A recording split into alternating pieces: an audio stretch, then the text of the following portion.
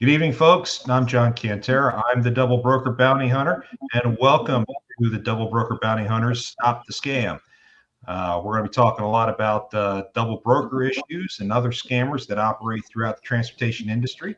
And tonight, we also have a special guest, a former DOT cop out of the state of Georgia who, get this, chose to become a trucker. So this should be fun. But we're going to go ahead and first get started with Kate. Kate, I hear you had a fun double broker story from last week. What you got? Yes, last Tuesday we took a load for it was actually a large, well-established broker, and they didn't have any. Actually, I think they did have one report of double brokering and carrier okay. So I had noticed it after I booked the load, so I was very, very cautious moving forward. So the driver got to the pickup, got the BOL, and immediately I said, show me the BOL, let me see what it looks like. And typically there's a place where the broker or the carrier will be listed. So where it says third party freight bill charges, that's typically where you'll see the broker, or just whoever set up the load, the largest of the intermediaries.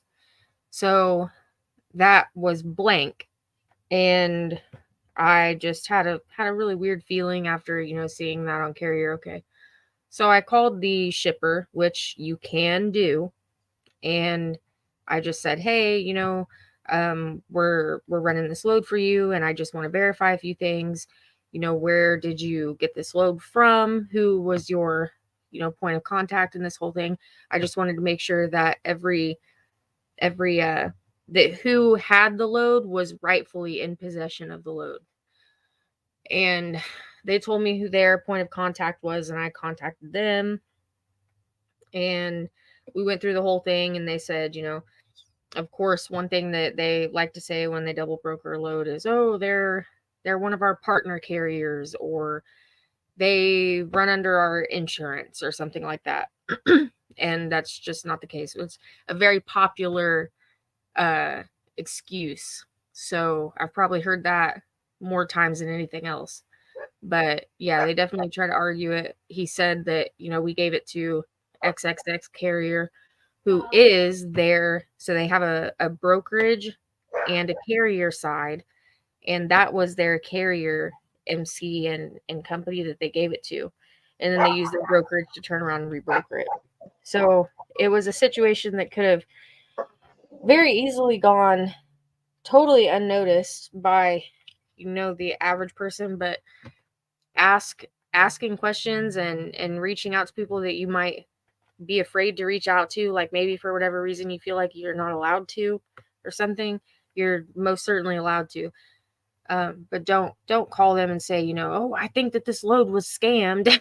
Don't open up with that. Just call and say, hey, I just want to verify that who is in possession of this load is rightfully in possession of this load, and make sure that everybody's on the same page to mitigate any kind of fraud. And you can even say, hey, there's so much fraud in this industry today. So in an effort to combat that, I just want to, come talk to you and talk to the source and make sure that everything's all right. Nobody's going to be mad at you for that. So that's fine. But yeah, that was pretty much it. Funny enough, that broker, typically in those situations, the broker that double brokered it will throw a huge fit. And they didn't. It was total silence after they talked to the real broker, after the real broker said, hey, we know what you did. You're not getting paid for this load. We're going to put the carrier directly on it, whatever. They didn't say a single word to me or the carrier. So that was pretty interesting. Most of the time they definitely have a few choice words to say, but again, this was a very large, well-known brokerage. So I'm kind of not surprised. They probably want to keep their ducks a little quiet on that one. So you're gonna dime them out and say who it was? I don't know. I'm not usually that. Look at Carrier OK. Anytime you want to go book a load, go to Carrier OK, and you can see what kind of reports they have, whether it's double brokering, suspicious activity, non-payment, fraud, solicitation. I mean, everything. Just go look at Carrier OK. Yeah, that's carrier-ok.com for those of you who are interested in checking for that. And interestingly, another point that I'll make is the fraud broker was factorable and the real broker was not. So, and it was a difference of $500. Initially, the load paid $900. We ended up getting it for $1,400, and they were not factorable, and it was crazy. But at the same time, this was RTS, and RTS is one of those brokerages that kind of like OTR.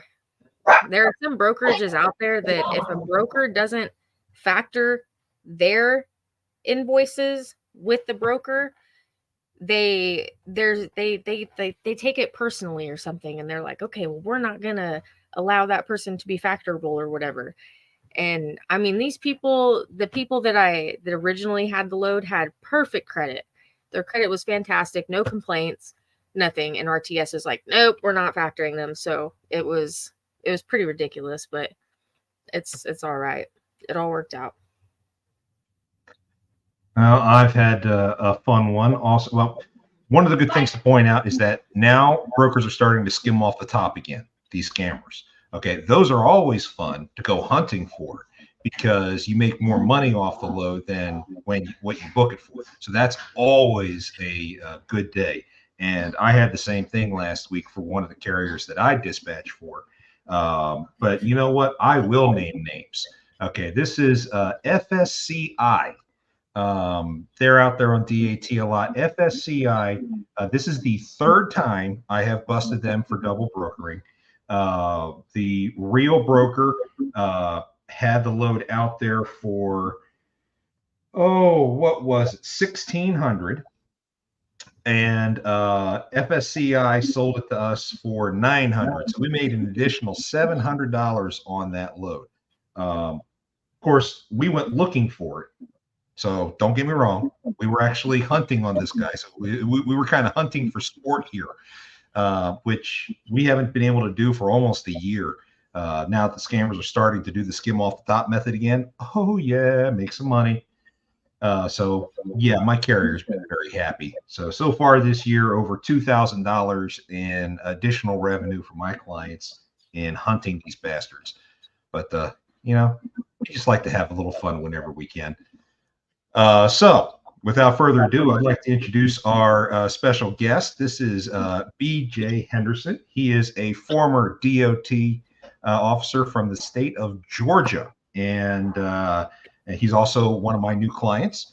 So when I first found out about his background, I was like, dude, we have got to have you on the show because I don't know how a DOT cop decides to get a frontal lobotomy and decide to get into trucking, but you clearly have done so. So why did you make that change, man? How'd that come about?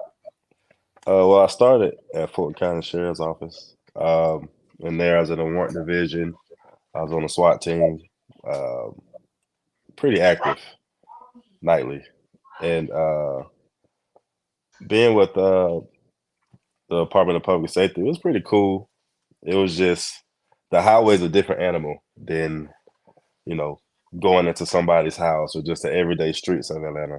The highways are treacherous. Like, I think the last thing that did it for me was I had a coworker that got hit on a traffic stop and it pushed him across 4 lanes.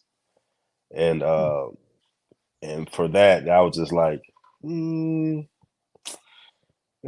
I'm just not comfortable sitting on the highway. Like, it's just not I'd rather be active and running and gunning, but I decided just to switch lanes altogether. So that's But how I'm here. trucking, of all the professions to get into, trucking. Uh, I'm big on connections and I'm a people's person. So um, I had a lot of connects, worked a lot of off duties with people with trucks that involve trucks, different type of trucks. Just asking questions and just hearing the money that they make for the ones that I was around for a while and they opened up about stuff like that. Um, and I was just like, "Wow, you making that just sitting here?" And it's like, yeah. So ever since then, so I started actually started the paperwork and everything way before I actually got started into the actual driving. Because at first I was like, it's new. I don't know how I'm gonna do it. I don't want to do it. I do want to do it. I don't want to work for myself. I do want to work for myself. Just going back and forth with those things over a while. And finally I just said, forget it. Just jump out there. And actually I started off with a contract going to Florida. So even though I had a new authority and I was new to the game, like I started off with pretty good income. So I was like, okay, maybe I can do this. And I made different connections along the way. And here we are today. Well, not bad. That's quite impressive. And you and I have talked before about some of the stuff you've done in your background and some of your connections. For somebody who's only got an authority that's 6 months old, you've been fairly freaking successful. So congratulations with you on that. A lot of people in your situation aren't even close. And I'm sure they're probably wondering, how in God's name did this guy end up doing this? Because no one trusts a cop, and then no one trusts a San Francisco fan. So, I mean, you have two strikes against you right there. I mean, with me, like I said, my number one saying is relationships is currency. So when a lot of people, they're not people, if that makes sense. They go drop the load off, they do the generic paperwork conversation, and they don't ask no questions. They not, inquiring about anything. They just get it and going, or dropping it and going, or whatever they're doing. With me, everywhere I go, I make sure somebody know me before I leave, or well, at least if they see me again, we sparked up a good enough conversation where, they'll be willing to help me out or give me a little more information or whatever I need. Well, you have that friendly face again, despite the fact you're wearing a San Francisco hat. You've got that friendly face, so you are approachable, and that's always a good thing. Even though Philly should have beaten the tar out of you guys, it didn't happen, and I feel upset. And this weekend is going to be very bitter for me. Woulda. Yeah, I know. But I've been playing shoulda, coulda, woulda for almost 50 years now. Okay. Philadelphia has only won the Super Bowl once. It's only been 3 times total. I was very happy a few years ago when we finally won, but that's neither here nor there. So, what, you guys haven't won a Super Bowl since what? The days of Joe Montana? Yeah, isn't that right? We've been a few times. Hmm. We've been a few times, and the crazy thing about it, this year, it's another opportunity to get one, and we owe Kansas City, so we owe them. So for the last time, it's definitely going to be it's going to be an interesting game, that's for sure. All right, let's go ahead and get back on to trucking. We've got a couple of things that have been going on in the last week. For those people who follow the Association Alliance, that's the various carriers, the various carrier associations out there, OIDA, SBTC, and some of the others. I got a note from James Lamb last week that they have finally gotten FMCSA to start looking at new rules. Now, we've all experienced these rule reviews that go on from time to time, and any carrier who hears that they have a review going on, when the comment period opens, by all means, read those the new rules, make your comments, be as succinct as possible, be as specific as possible. Don't just say, "Oh, that sucks." Yeah, that doesn't really help. Be constructive. But the rulings that James is pushing for at this point is regarding a prohibition against unreasonable restraint of trade. And what they're really driving towards is the age of an authority as an unreasonable restraint, as well as the number of random roadside inspections. Now, any dispatcher out there or even carrier knows that you've probably been turned down for a load early on because you didn't have enough roadside inspections or you didn't have enough age on your authority. And these associations are now pushing to try to make that an unreasonable restraint of trade, which would definitely be interesting. Now, remember, the reason why most brokers put these restrictions in place was to help fight the scammers that are out there. But we all see what the scammers did. They went and they started stealing good authorities that met all the requirements instead of using their own authorities that they went and created themselves. So, always fun when you see this type of situation pop up. The question's going to be is how these brokers are going to respond if these rules take place. So, tell me, BJ, what do you think? Good thing, bad thing? Do we need to throw these restrictions out? No, I think it's a good thing.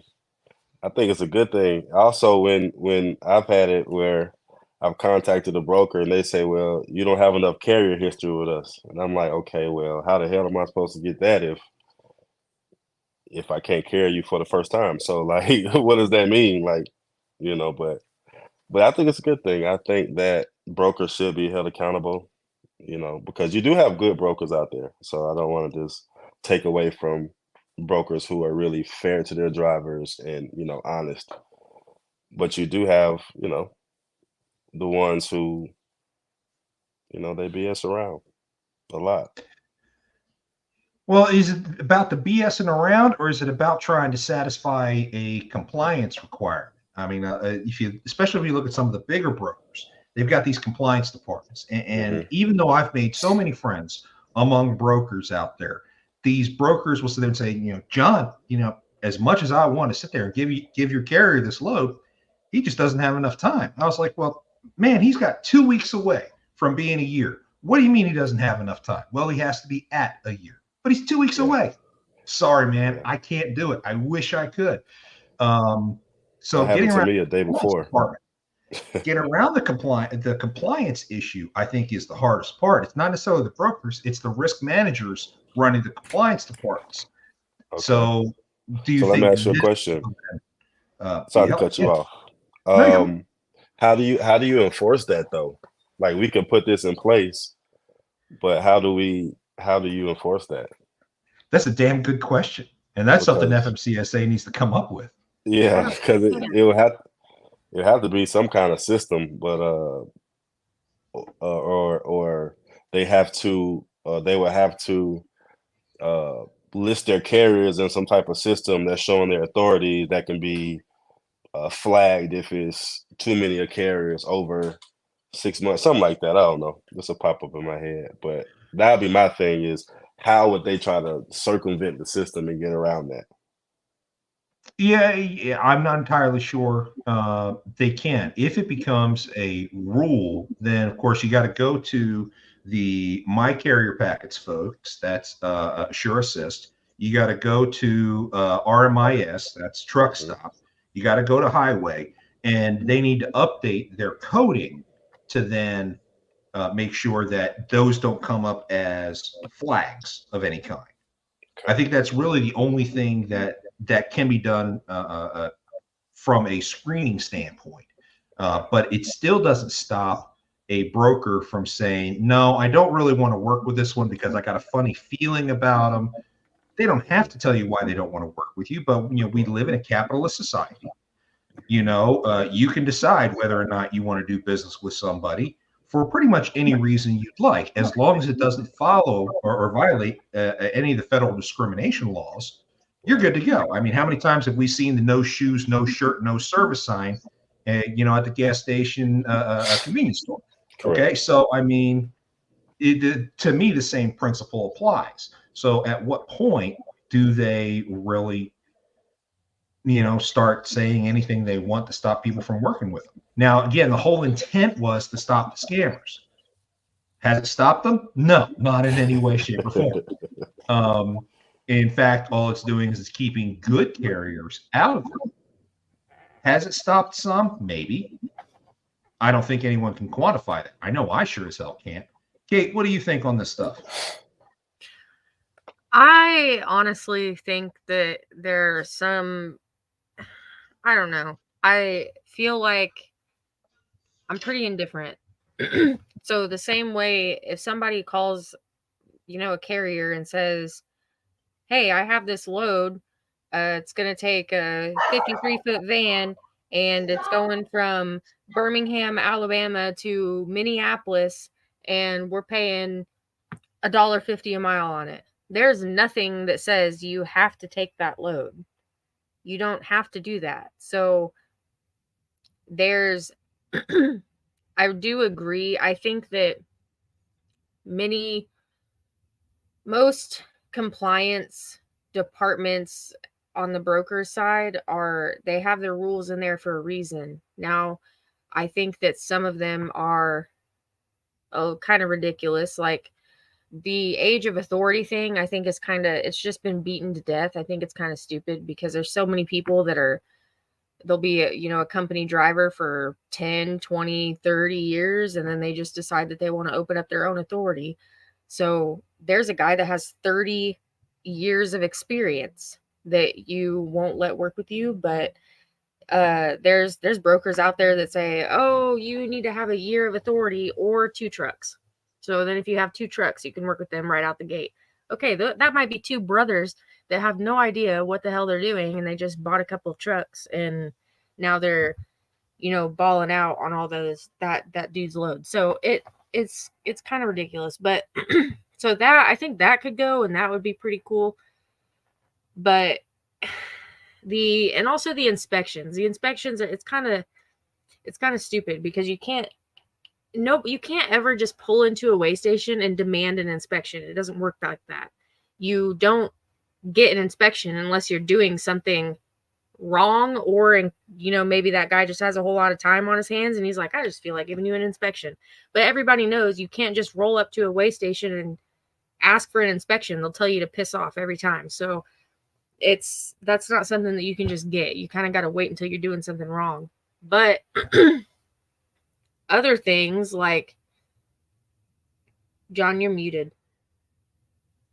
Yeah, I wouldn't say every time, but 4 years ago when I had my own fleet, I could stop at a weigh station. Oddly enough, in Georgia, in fact, I might have had you do an inspection on me, BJ. 4 years ago in Georgia, you could stop and get one. And I'd say about 50% of the time when you ask, if they weren't too busy, they would do it. Now, whether or not they do it now, I've heard a lot of people say they don't have the time or they just aren't doing it at all. I don't think I've ever had any carrier that has asked for an inspection actually given one. Shed some light on this, BJ.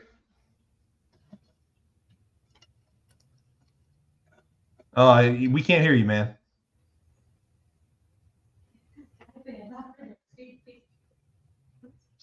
So BJ's got technical difficulties going on. Can't hear you yet, man. All right, look, while he fixes that, one thing I want to point out is there are also other things that I don't know what this piece of legislation says. I have no idea. I haven't talked to James. I don't know what the legislation says or what points it makes.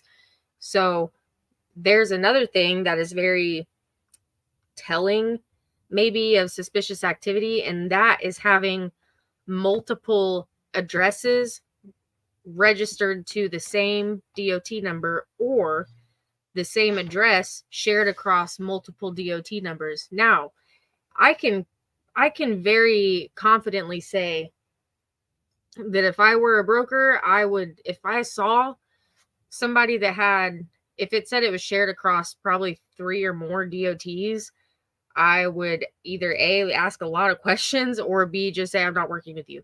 I mean, from the perspective, look at it from like the if you were searching for a scammer, or if you were a scammer, you know, if your MC gets all jacked up, all you're going to do, it costs $300 to get a new one. All you're going to do is go get a new one, but you're going to have it registered to the same address. So you mess up one MC, you go, you know, apply for another one, get it, registers to the same address. It looks like a scam. So that is something, certain things like that, I think should stay. I mean, I think people should still be looking out for things like that, but the age of authority and the inspections, I could totally see very reasonable cause to do away with that. Now, Kate and I have both been talking about the different requirements that exist within the regulation. You know, you look at 49 CFR, and 49 CFR does not specify what a broker can and cannot require among carriers. Yet we have both heard carriers complain about the regulation stating that if anyone is willing and able, they have the ability to get an authority, thus have the ability to work. Well, not entirely. That's about just getting an authority. It doesn't mean the brokers have to give you a load just because you have an authority. You know, Right. That doesn't quite work that way. You know, it's all about risk management, especially since as a carrier, I know I would pay attention to who I'm working with, and I would decide, no, I don't want to work with that guy, but I'm okay working with this guy. You know, it wasn't about, you know, any weird feelings. It's all about empirical data. You know, this broker's been around for a while. They've got a good reputation. Yeah, I'd rather work with them than this broker who's only been around for 2 months and has no information about themselves out there. Of course, I'm going to want to work for the guy that's got a history.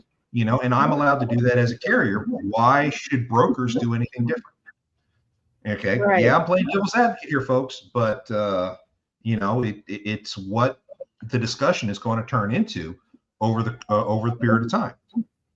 BJ, Right. you ever get your sound issue figured out?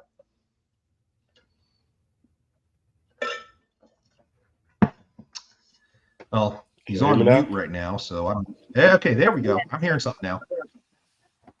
There we go. Okay, so set us straight on the inspection thing since you've done this. Hold on 1 second. Okay. While he finishes getting his stuff set up, you know, you gotta love it. Every time you do a live show, there's always something. But that's all well and good. But if Okay, get I'm to back. Can I refresh put y'all on hold 1 second? My fiance just pulled up and she needs help with the baby in the groceries. So Oh yeah, no. You gotta do that. I'm right Okay. back. So while BJ goes and does that, I'm going to embarrass him a little further here for everybody who's listening. First off, if you have any questions for BJ, for those who haven't joined us until just recently, he's a former DOT cop out of the state of Georgia. So he's done all the fun inspections that we all complain about. If you ever have any questions, please feel free to post that in the comments section wherever you're streaming this from, and we'll get to your question as quick as we can. But again, to further embarrass him, he is actually the son of an NFL player who played for San Francisco, which is why I make so much fun of him wearing the San Francisco hat. Okay. Yeah. Plus, I'm an Eagles fan, and I'm waiting for all the hate comments to start coming in about that. That's fine. City of brotherly love. Y'all can go to hell, but that's all right. But that's okay. Hey, I was a Phillies fan since the days of Ron Jaworski, if that tells you how old I am. I don't know who that is. If you know how, or if you can tell how old I am. The younger than me is what that means. But these rules that these associations are trying to help create do try to help alleviate some of the unrealistic barriers that are in play against carriers these days. The problem is that how much is that going to impact scammers as that comes to fruition? If it comes to fruition, I mean, there's no guarantee. But if that comes up and these rules are relaxed, for example, What if brokers can no longer discriminate among carriers because of the age of the authority, where they can no longer discriminate depending on whether or not they have roadside inspections? If those rules were to go into effect, how do the scammers react? Do they go back to their old way of business, running with their own authorities, or do they keep stealing good carrier authorities? I mean, that's going to be the $64,000 question for everybody. I don't know. I think there needs to be a whole lot more.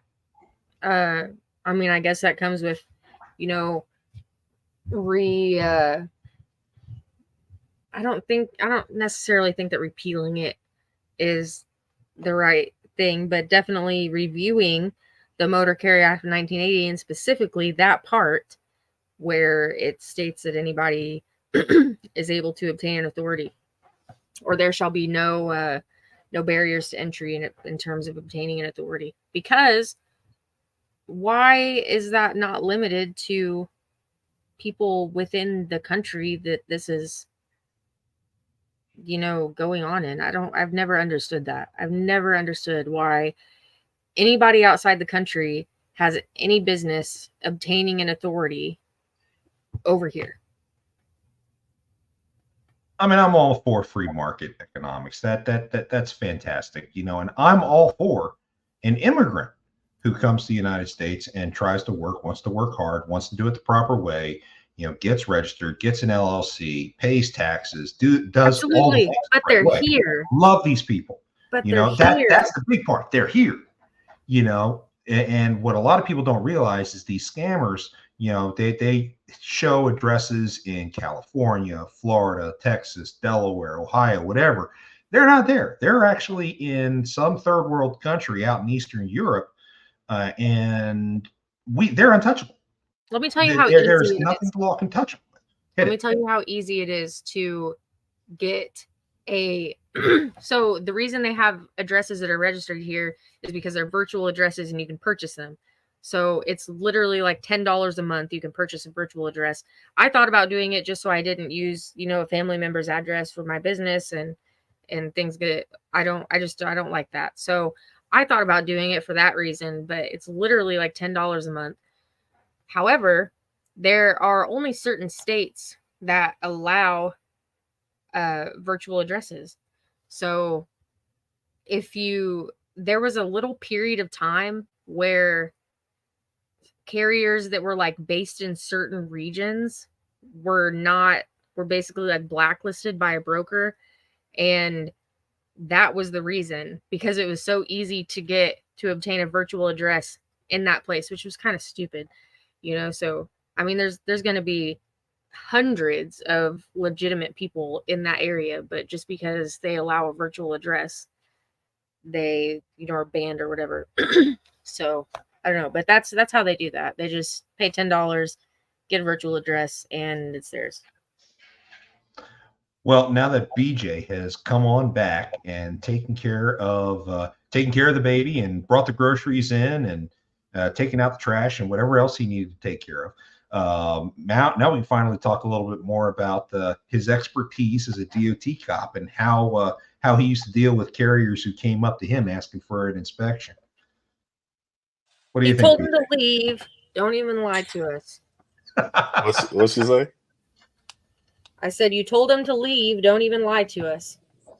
No. So I told him to leave. You said he told the carriers to leave every time. You told him to leave. Yeah, I never did that. You never told him to leave, or you never did the inspection? No, I never did the inspection. Oh, see, I told you. What did I tell you? It's exactly what I was talking about. But then again, I never just hung out at the weigh station. But did anybody ever ask you to give them an inspection? Yeah, wherever you are. And you told them no? Well, Wendy's parking lot, a DOT parking lot, weigh station, wherever you are, they'll ask you. But but you never did it? No. You told them to piss off every time?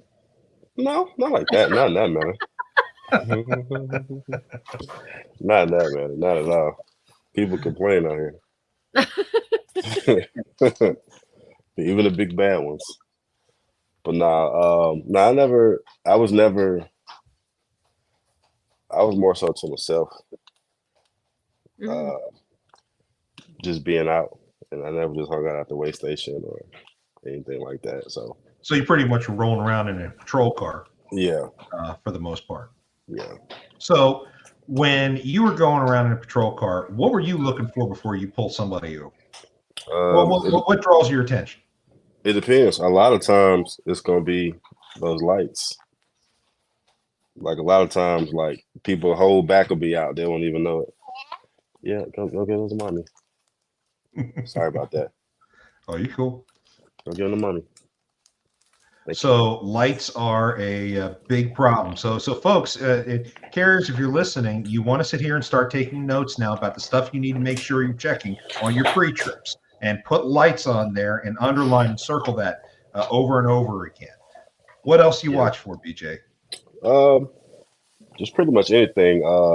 Looking at your tires. Like a lot of people drive and their tires are like they're super wobbly, like they're about to come off.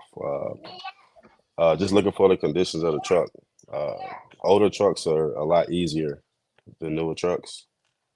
But when you get to that level, it's not there's nothing that says, okay, well, we have to pull you over for this reason or pull you over for that reason. Like DOT or Department of Public Safety, they can pull you for whatever reason. You driving down the highway, they'll get behind you and pull you. Or a lot of times they'll sit at the weigh station and they'll have a pair of binoculars.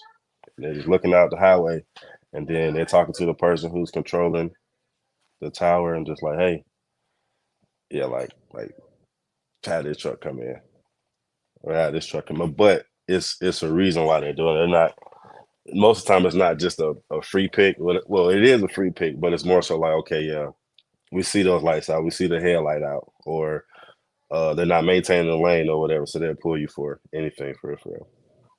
Well, we have the International Brake Check Week coming in March. I don't remember the exact dates. Kate, do you have those by any chance? I don't. Maybe, well, we'll figure those out. And once we have that, we'll make sure that's advertised here, folks. What's it called? An International Brake Check Day?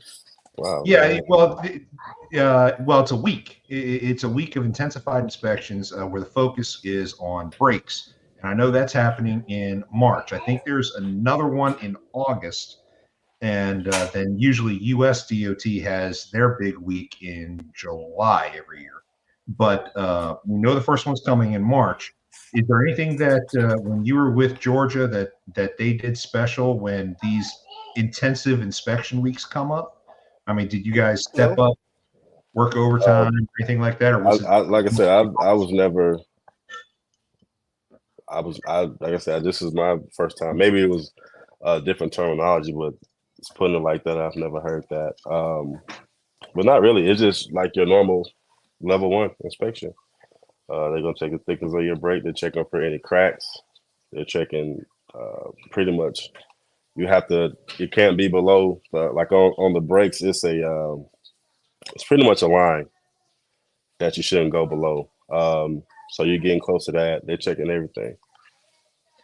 So you mentioned a level 1 inspection. Now, I'm personally familiar with 3 different levels. You have the level 1, which is the whole kit and caboodle, however you want to call it. It's going to be about 60 minutes. Yeah, you have the level 2, which I think is the walk around inspection, and the level 3, which is the driver only, right?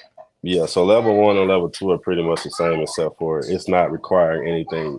You're not checking anything under the truck. So it's not requiring you to get under the truck on your dolly or whatever. So anything you're doing, you're just checking from the outside as your walk around. So that's pretty much the only difference from the 1 and 2. They're still going to, check all your logs, check all your certifications, check all your medical, everything like that. When you get to level 3, then it's pretty much all your paperwork. Then when you get to with DOT, the 4s and 5s and 6s, that's a special type of inspection that's not normally done on the state level unless you're pulling to a weigh station and they're certified in that. Okay. So what do you typically have taken people out of service for most often? What do you see as the biggest problem that carriers today have out on the roads from a DOT perspective? Lights. Outside of lights, yeah, lights is huge though. Outside of lights, e-logs, because you have a lot of people who they'll cut their log off. They'll drive their time and then cut their log off and try to ride it out, hoping they don't get caught. Let me point out that some logs, some ELDs really suck, and they malfunction all the time. It'll have people driving or being on duty driving when they're not. They've already signed off, but for some reason it I don't know. It's a huge pain in the butt. And then they make it even more difficult to edit the log. Yeah, that happened to me maybe about a week ago, 2 weeks ago. I was up in Tennessee, and I was up in Manchester, Tennessee. When I'm going through Manchester, Tennessee, I have zero service. So I pull into the weigh station because they don't have those lighted signs where it says bypass or pull in or pull in. So I always just pull in because I don't know. And the guy pulled me over, and I'm trying to pull up my log. He sees all the wiring. He sees my camera. He sees everything. He sees all my apps, and it's opening, but it's not. Well, the app open, but it's just spinning. So I'm not getting no information. And he put me out of service because he said at the time of inspection, I didn't have it. I couldn't provide it. So even if I went back to him, like I went back, I'm talking. I had people on the line. I finally got it working a little bit, and it was a wrap. Like once he puts you out of service, it was over with. So that just happened to me, and he can see all the wiring and everything. You say what? That goes on your safety rating and everything, and people see that. That's public information. Yeah. So you didn't whip out your old badge and sit there and say, "Dude, I'm one of you." What the hell? Nah, we're up in Tennessee. That's a whole different ball game. Oh boy, a whole different ball game. That's your neighbor's bed. Huh? They're just your neighbors. Yeah, when you get to different states, they're they're different in states. Like I haven't had any issues in, knock on wood, South Carolina or Alabama or. Wait till you go to Oklahoma. You just wait. Oh yeah, we have to talk about that one. I don't even want to think about Oklahoma. Oh. And Colorado too, and Washington. I've been there, just not in the driving capacity. They're bored. I'm telling you. Is that what it is? Boredom that brings them in? It's got to be.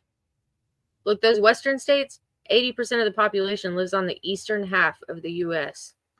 Only 20% of the population lives on the western half. And most of that is in California, right? Most of that 20%. So, yeah, they're bored. That's an interesting fact. Interesting. I don't know if I like that one the best, or I like the fact that DOT brings in 2,500 new authorities every freaking week. Wow. It still blows my mind. Yeah, I got that one from some friends of mine over at the Logistics Lounge. Shameless plug for the Logistics Lounge, folks. They're usually up and running Wednesday, Thursday, and Friday on their platforms. So check them out. But yeah, they shared with me one time that 2,500 in a single week. It's insane. And people wonder why rates are the way they are. I agree with Kate. Now, we need to look at Motor Carrier Act of 1980, and we need to look at the requirements for obtaining an authority. And just because somebody can tick all the boxes should not mean they should automatically be granted an authority. This is crazy. I tell you, if I had my way right now, I would stop issuing authorities for the next 6 months. I would just flat out stop. Just stop and let us deal with the trash that's already in the transportation system, and let those who are going to go down, so the rates can finally start coming back up. I mean, it is just crazy. Hey, one thing that I want to point out, going back to the Oklahoma DOT thing, I forgot about. One of my drivers got stopped over there a few days ago, and he got stopped. It was actually a good experience, believe it or not. Look, I just talked a lot of crap about Oklahoma DOT, but this was actually a good experience. So he got stopped, and they found out that the company that he runs under didn't file their UCR for 2024, and so he tried to call the owner. The owner didn't answer, so he called me, and I'm like, okay, let's just see if I can do it. And the DOT officer I'm like, can I just file this right now? And he's like, yeah. He's like, you can file it right now for $37, or I can write him a citation for $300.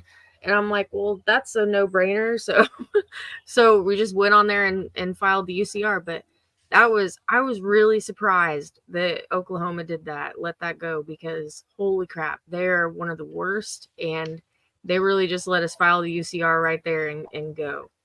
In 2018, I got hit by Arkansas for the same thing. It was January 2nd, and my truck was going through, and the consultant who processed all my regulatory stuff hadn't finished processing all the UCRs. And not only did I have to get the UCR done right then and there, but they did give me the $300 citation on top of it. So that was not fun. I was livid. Yeah, I was in Arkansas in 2018. Wow. Hey, John, I just sent you. As soon as they open up the UCRs, go ahead and pay for it. Sorry, you were saying, BJ? I was going to tell y'all to check the text group chat. I sent you something. Not for here, but I just sent you something for y'all to look at, get a little laugh at right quick. Oh, I just on the phone. On your phone. On the phone? Yeah. I just looked. I have my notifications off. Oh my gosh. Some of those don't even look like you. We'll get these up on the website. We'll get these up on the website just to have fun with people. Okay. Oh man. How long were you in law enforcement? Total of 7 years, 8 years, 7 years, 8 years. Yeah. Not bad. Something like that. Glad to have you on this side of the flashing lights, though. Yeah, it's definitely changed a lot. For sure. Change your perspective on things? Yeah. A lot. Yeah. Yeah. I'm definitely enjoying the trucking life. Well, majority of it. So since you've been on both sides of it from a regulatory standpoint, what would you change if your word was law? What one thing would you change in the transportation industry that DOT cracks down on people for? I would say the logs. How so? I've seen it where someone had the paper logs, because if you're outside the 150-mile air radius, you can only use paper logs for 7 days, I believe. I think it's 8, but yeah, something like that. Something like that. I don't remember. I've seen people put out a service for having issues with their electronic log, so they'll do paper, but then they might skip a day or something like that, or whatever the case may be. But you see the track record. Everything they're telling you is adding up, as far as dates and times and things like that, and still getting put out of service. And being on this side now is like that's like a no-no, because one, you're losing money. Two, it's not too much of a good look. Uh, and three, it's just an inconvenience. Like, who wants to sit for 10 hours? I don't know if y'all ever been to Manchester, Tennessee. Um, you been through there? The most Mhm. exciting thing in that town is the Walmart. I've been through a lot of towns. I've lived in towns like that. So Me too. imagine being shut down in a city like that for 10 hours. From I think mine was from 8, it was from 8 something till I couldn't leave till 6:27. Mm. Yeah, when Like you no get movies, no nothing. if you got it, see, 'cause I frankly don't know. When I've driven, I've been inspected 3 times when I was the actual driver, and I've never been taken out of service. If you're taken out of service, do you just stay wherever you're at and that's the end of it? Like if you get taken out of service at a way station, do you have to sit at that way station for that entire You time? don't have to sit there. That truck can't move. The truck stays. Okay. Yeah. You don't even try to roll around the parking lot. The truck can't move. So get an Uber or have your food Ubered out to you. Pretty much. So since I've been in a box truck, I don't have a sleeper.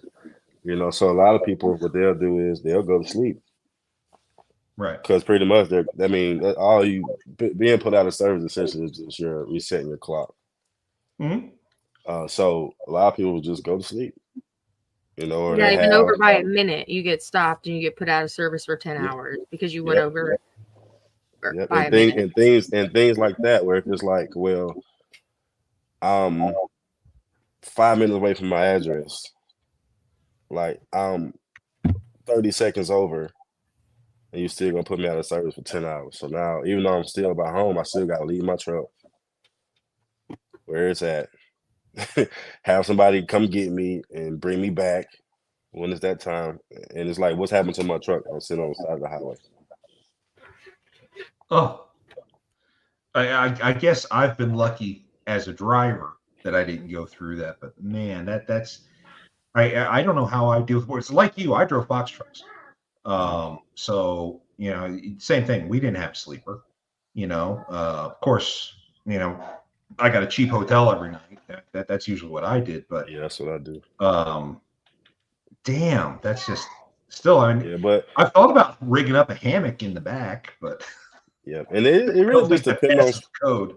it really depends on where you're going. Like when you get like South Georgia type area or North Georgia, like more so out of the Atlanta area, that's when, well, in Georgia, I know for sure, that's when, you know, you'll get more activity from Department of Public Safety. In other There or the states, ports, huh? Yeah, or well, yeah, or or, or Savannah. that's a different animal. That's like a nest. That's a nest. They just waiting. Oh yeah. Uh, um, but yeah, and when you go into other states like Tennessee, they're everywhere.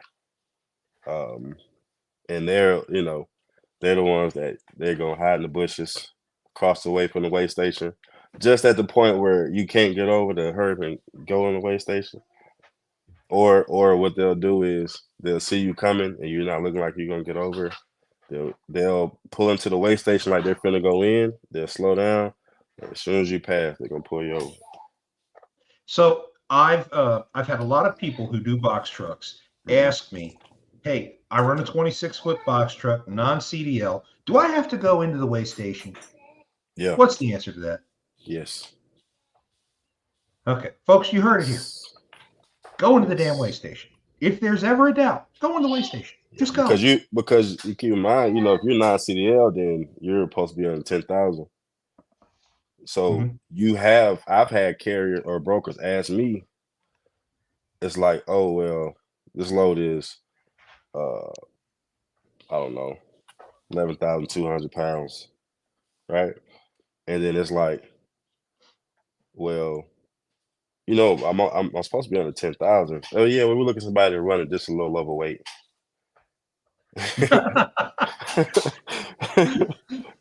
That's a real thing.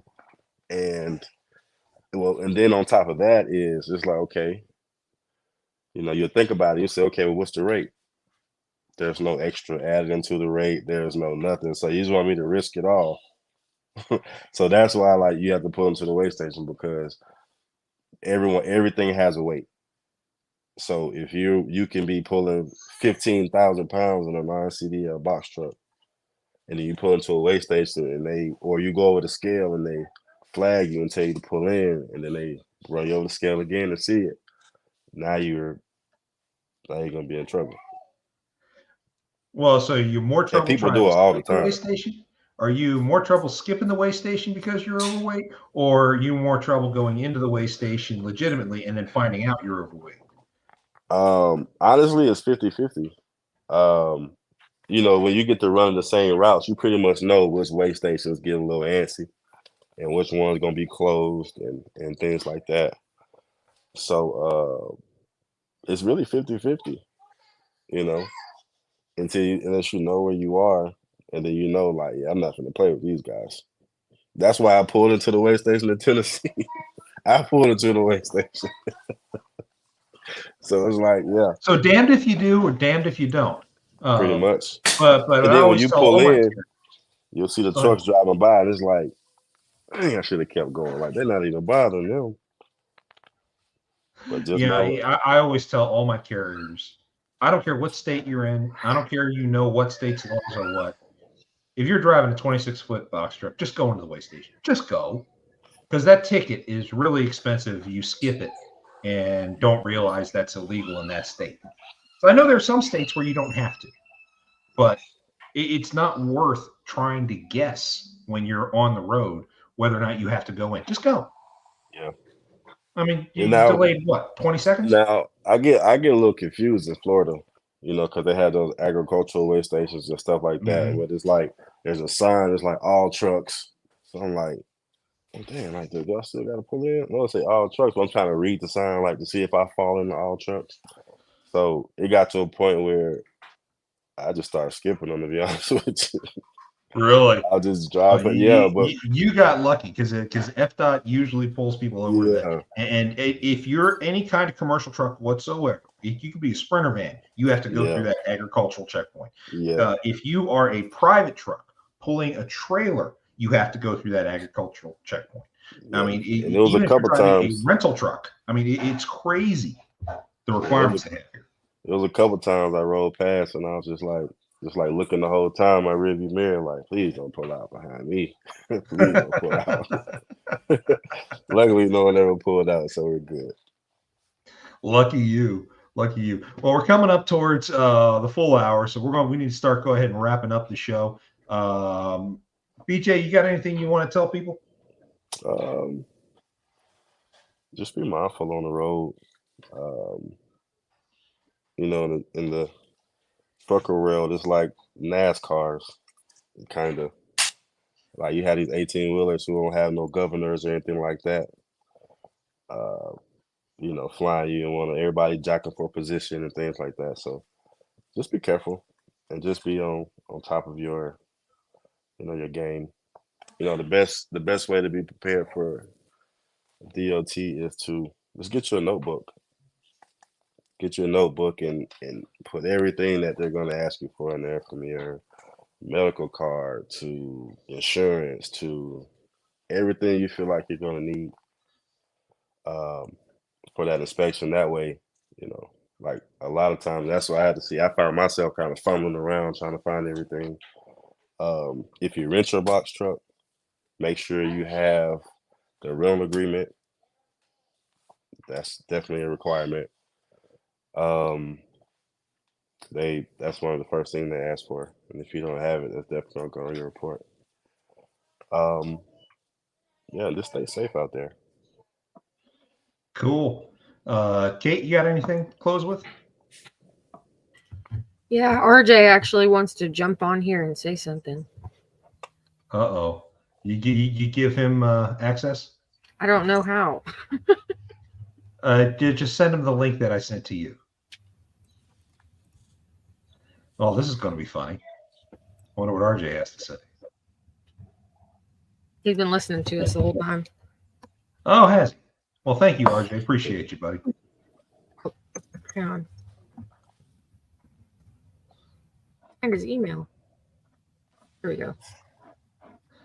Okay. Well, while she's queuing that up, I've RJ? had. Huh? Who's RJ? It's one of the drivers that she dispatches for. Okay. He was also a member of the group that Kate and I were with early on when we first met, and he's got some interesting stuff that he's been going through, and I'm glad he's been listening. So let's see what he has to say. I'm sure it's going to be interesting. So it's running low on my Coke and Fireball. I've never heard that combination before. That's how I know it's almost time to end the show. That sound like it burned the entire way. Oh, well, it would be nice if I was able to do that all day long. But you know, I mean, one of the nice things about being a dispatcher, I work from home. That makes my life so much easier. But I could never work and drink. Ain't no way in hell I could do that. I'm a lightweight. Uh-oh, there's RJ. Let's go ahead and bring him up to the stage. RJ, thanks so much for listening, buddy. Appreciate you. Hey, Kate man, says you got something you want to say. Yeah, well, I got a whole lot of shit I wanted to say, but I couldn't say nothing. What's up, man? First of all, I want to chime in on the whole pulling in of way stations. I drive a hot shot, as far as BJ, as far as, the ag, I drive a hot shot, open flatbed if I'm empty, or if I'm loaded, I drive right on by them because that's mainly for box trucks. If you got an enclosed trailer, you have to stop. But other than that, I was that guy that got stopped in Oklahoma. And them guys are 3 DOT cops.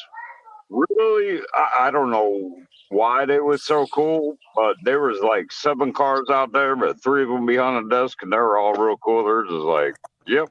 No, I even asked them if they wanted to inspect my truck. I wanted a green sticker on my damn truck, but they wouldn't even inspect my truck. So. There's a whole bunch of other stuff, like as far as the logging, I have a hell of a lot of problem with my ELD, and it logs me on, it logs me off, it logs me on, logs me off, and next thing you know, I'm in violation. And so my question really is, am I really in violation if the ELD is screwing up and I don't realize it? Yes.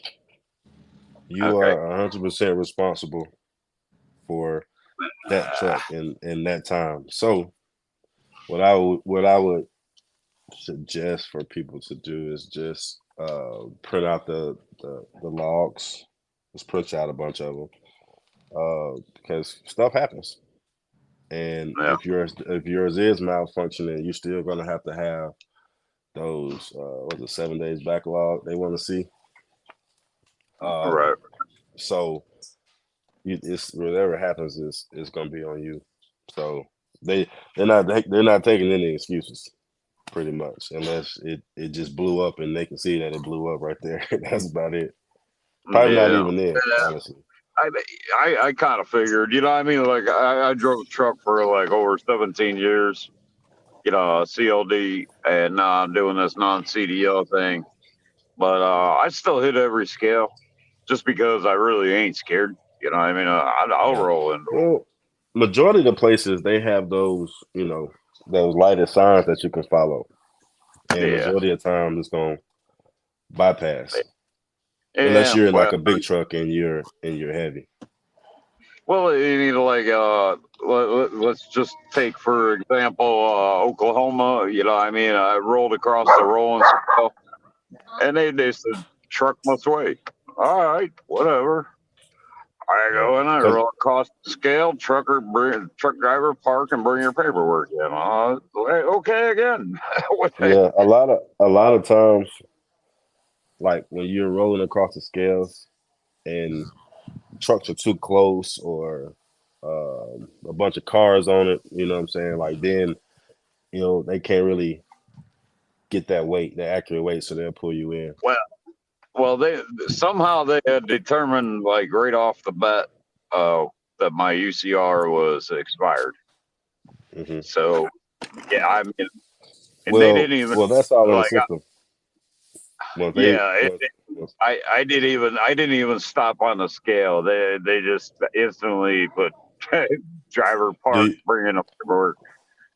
Do you own your vehicle? No, I do not. I drive for somebody. Okay. So do they own the vehicle? Yeah, they own the vehicle. Okay. So yeah, you can see all that once you. But I mean, they were cool about it. Like Caitlin said, you know, I was that guy that she was talking about in Oklahoma. You know, I mean, but they were cool. They're like, you know what? We can solve this right now. $37. Get a hold of the owner, and you know, $37, or I could cite you 300. You know, like John, like you said, you got both. You had to do it, and you got cited, which is that's I mean that's a slap in the face. And I know Oklahoma. Oklahoma really doesn't play.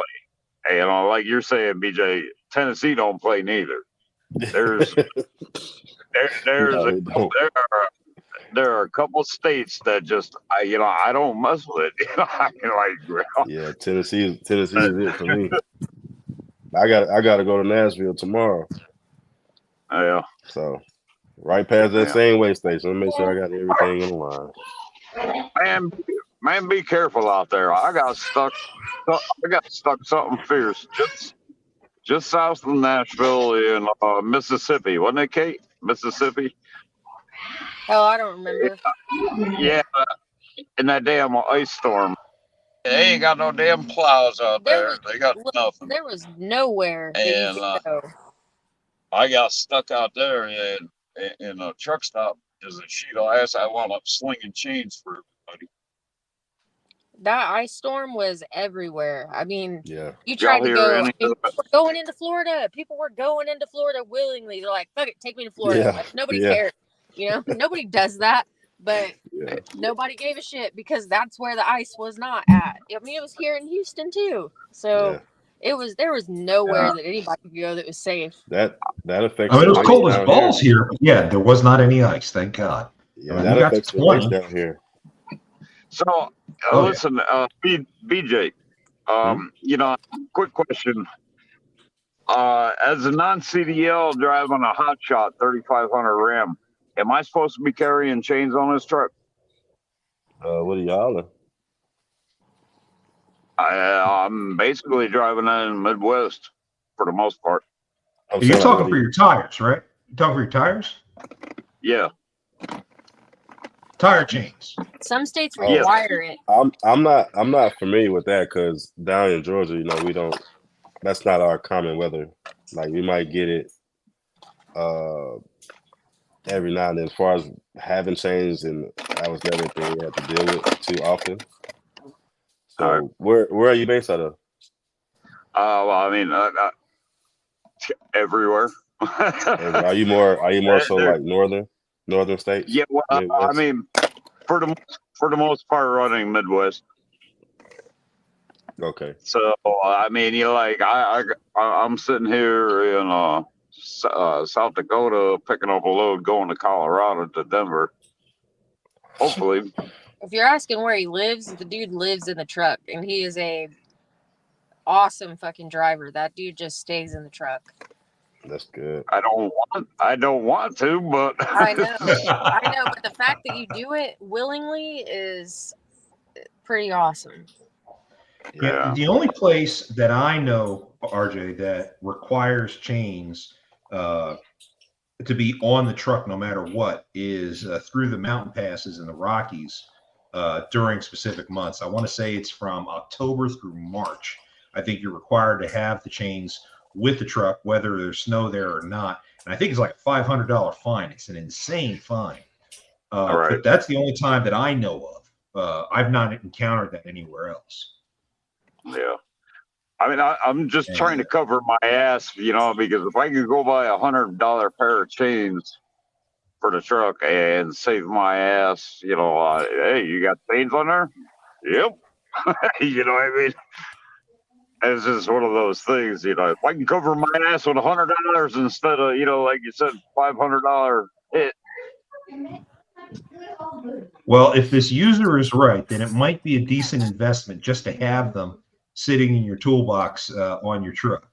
For sure. I like it because, like I just got done saying, I got stuck down in Mississippi, just south of Nashville, because everything was a sheet of ice. They ain't never seen snow there. The lady at the fuel stops, they ain't seen snow in 4 years there. And next thing you know, they got an ice sheet. And they had, it was the full fire department, the full police force was out there. There were 3 wreckers that couldn't even get in there. I'm slinging chains on all these people's trucks, just trying to get them the fuck out of my way so I can leave. And, nobody even knew how to throw chains on their truck. I was like, oh man, here we go. Jayla knows. I was telling her, I'm like, leave me alone for a couple hours because I got to get people out of my way. Yeah. But yeah, I just figure I try to get a little bit of insight. But yeah, it's different areas of the state, different regions of the country, are gonna have different requirements. But like down here, I'm not familiar with any chain requirements, just because that's just not our, Yeah, well, you don't really have to. Hey, you don't really have to deal with that. Like if you're in the mountains of North Carolina or so, that would be a different story as well. Yeah. But, Well, RJ, thanks a bunch for coming on, dude. Appreciate the questions. We need to go ahead and wrap up the show. Stay safe out there, my friend. And BJ, again, special thanks to you for coming out, sharing some of your expertise with us. Definitely want to have you on again. Especially as we get closer to the different inspection weeks, that we can kind of help some of these people understand what they need to be looking out for. I know the next time we bring you on, I definitely want to talk about what these guys should be doing in their pre-trips to make sure they're doing it the right way, because I know that's a lot of write-ups that come on that. Oh, you got something? One thing on that is check your screws and your bolts. Check your bolts. Just a quick, it's a quick turn, because you don't know which ones are on the brink of coming loose, and as you're riding down this rough highway and it's going over all these bumps, now it's loose. So by the time you get pulled over and inspected, it's almost coming off. You talking about it? You talking about the wheels? Everywhere. Talking about wheels? Everywhere. Under the truck. Everything. Wheels. I know DOT look. I've been pulled in quite a few times, and DOT they look for like weeping spots off your lug nuts, because if there's a weeping spot and it's running down your rim from a lug nut, they know that sucker is loose and they're gonna pull you in. So that's something else to look out for. Just that pre-trip is important. Just that pre-trip is important, because you might have just got off the road, everything was good, but now you get back on the road and something's out of whack, and you didn't even know it because you felt like you were good because it was good last time you checked it. Absolutely. And it always happens that way, doesn't it? Always happens that way. For sure. Folks, thanks again for checking in. We're out here every Monday, 5 p.m. Central Time. Go ahead and check us out. Facebook, LinkedIn, YouTube, and on X. Always welcome questions anytime people have them. And give us a shout next week when we come back. In the meantime, stay safe out there. and try to keep the wheels on the road. It's definitely the place that needs to stay. Take care, folks. We'll see you around. All right. Have a good night. Thanks.